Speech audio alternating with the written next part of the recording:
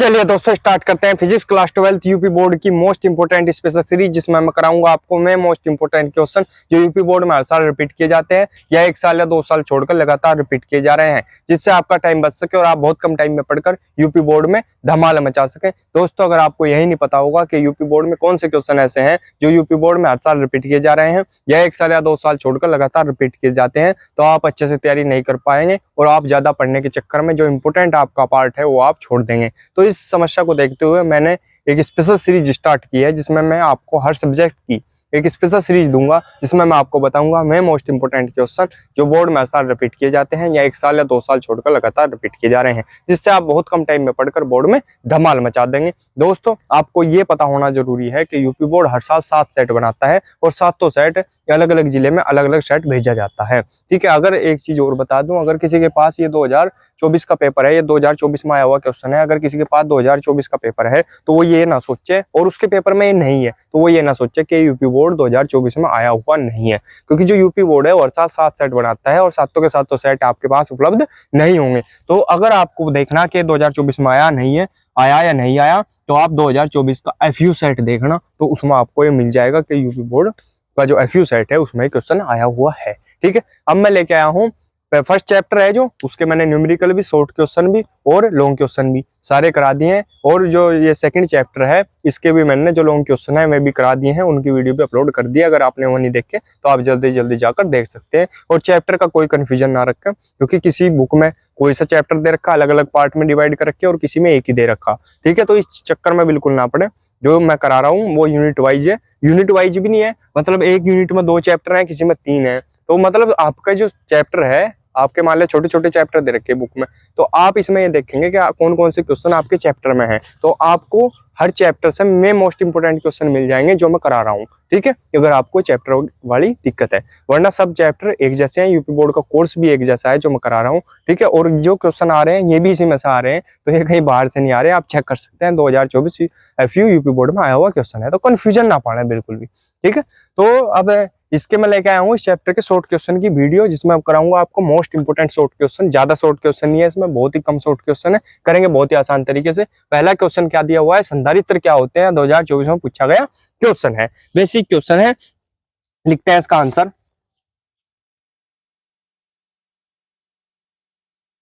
लिखेंगे संधारित्र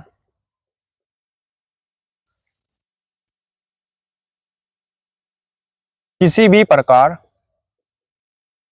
संधारित्र किसी भी प्रकार के दो चालकों का युग्म, संधारित्र किसी भी प्रकार के 2 चालकों का युग्म होता है, युग्म होता है जो एक दूसरे के समीप हों, जिन पर बराबर व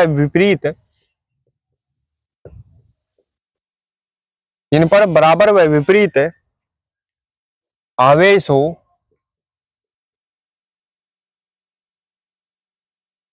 तथा जिनकी नहीं, जिसकी कर लो इसे, तथा जिसकी एक प्लेट पृथ्वी से जुड़ी हो, पृथ्वी से जुड़ी हो। क्या होगा, संधारित्र किसी भी प्रकार के 2 चालकों का एक युग्म होता है, जिसमें 2 चालक होंगे, युग्म होगा, जोड़ा यानी दो, जो एक दूसरे के समीप होंगे, जिन पर बराबर विपरीत प्रकार का आवेश होता है, तथा जिसकी एक प्लेट पृथ्वी से जुड़ी हो। ठीक है, देखा होगा लिखा हुआ नीचे, पृथ्वी लिखते हैं ऐसा, ऐसे, जिसकी एक जो प्लेट है वो कहाँ से जुड़ी होगी, पृथ्वी से जुड़ी होगी। ठीक है, तो ये हो गया हमारे पास संधारित्र की डेफिनेशन। अब देखते हैं अगला क्वेश्चन हमारे पास क्या है, लिख देंगे अगला क्वेश्चन, लिखेंगे क्या है, परावैद्युत ध्रुवण। क्या है, परावैद्युत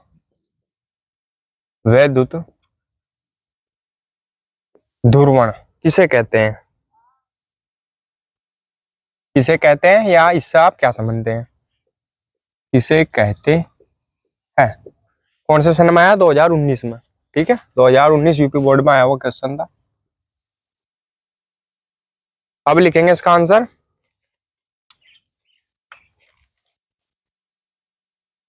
आंसर लिखेंगे, परावैद्युत ध्रुवण किसे कहते हैं? यूपी बोर्ड 2019 में आया हुआ क्वेश्चन है। आंसर लिखेंगे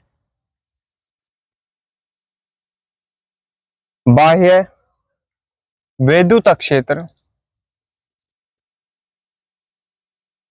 बाह्य वैद्युत क्षेत्र में परावैद्युत पदार्थों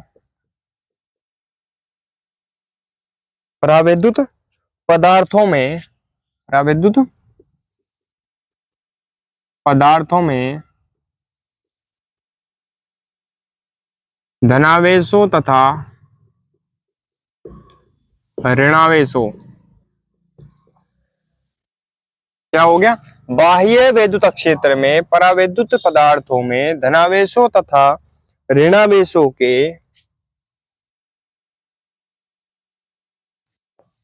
आपेक्षिक विस्थापित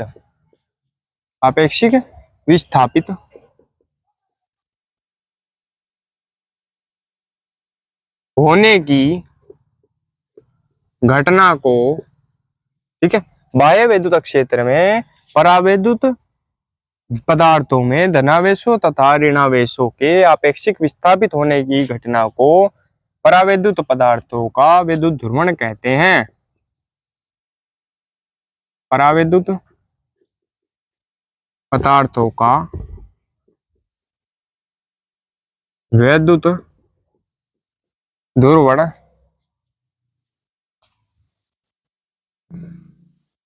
कहते हैं। ठीक है, स्क्रीनशॉट ले लेंगे इसका, आगे बढ़ेंगे फिर।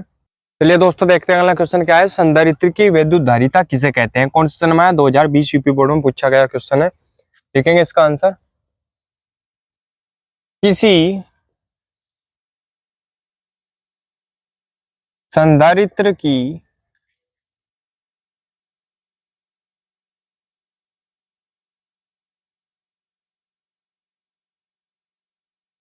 वैद्युत धारिता सी उसे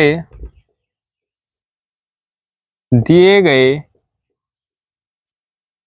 आवेश क्यू किसी संधारित्र की वैद्युत धारिता सी उसे दिए गए आवेश क्यू तथा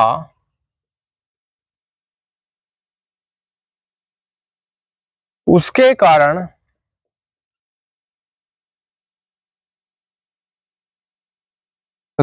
कारण संधारित्र की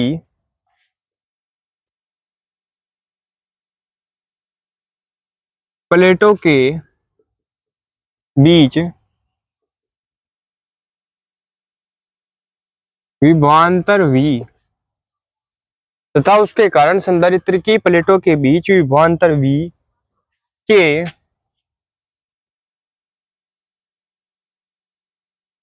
अनुपात के बराबर होती है। अनुपात के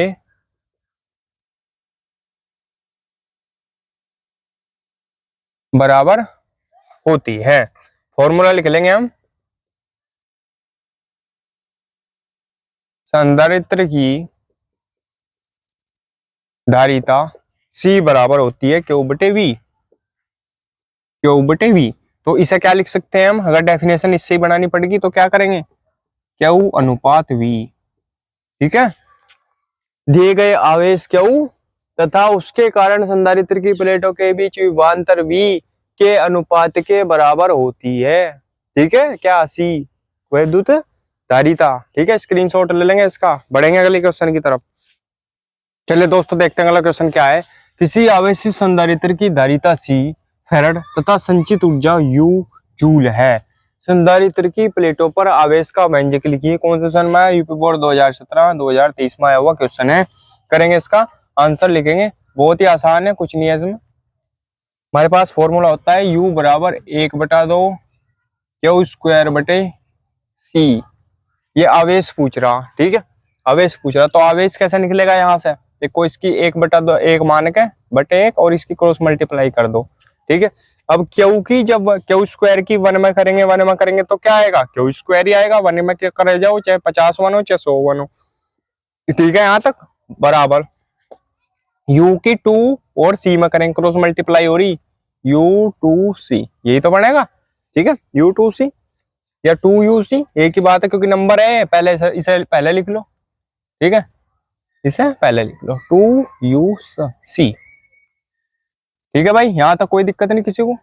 अब क्या करो, क्यू बराबर क्या हो जाएगा, ये स्क्वायर हटेगा और इस पर रूट आ जाएगा 2uc, तो यही आ गया इसका आंसर, ये हमें निकालना था, ठीक है। स्क्रीनशॉट ले लेंगे, अगले क्वेश्चन करेंगे। चलिए दोस्तों देखते हैं अगला क्वेश्चन क्या है। भंजक विभवांतर से क्या अभिप्राय है, कौन से सन में आया, यूपी बोर्ड 2013 और 2018 में आया हुआ क्वेश्चन है, करेंगे। किसी, लिखेंगे इसका आंसर, किसी परावैद्युत पदार्थ,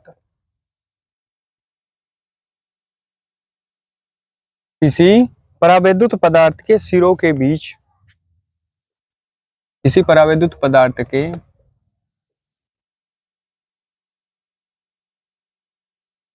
सिरों के बीच उत्पन्न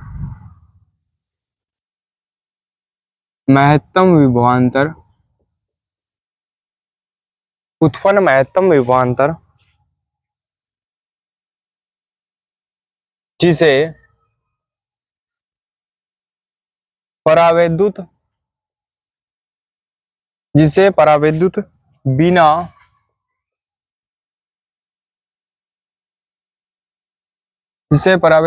बिना वैद्युत भंजक के, बिना वैद्युत भंजन के सहन कर सकता है, सहन कर सकता है, उस परावैद्युत का, उस परावैद्युत का भंजक विभवांतर कहलाता है।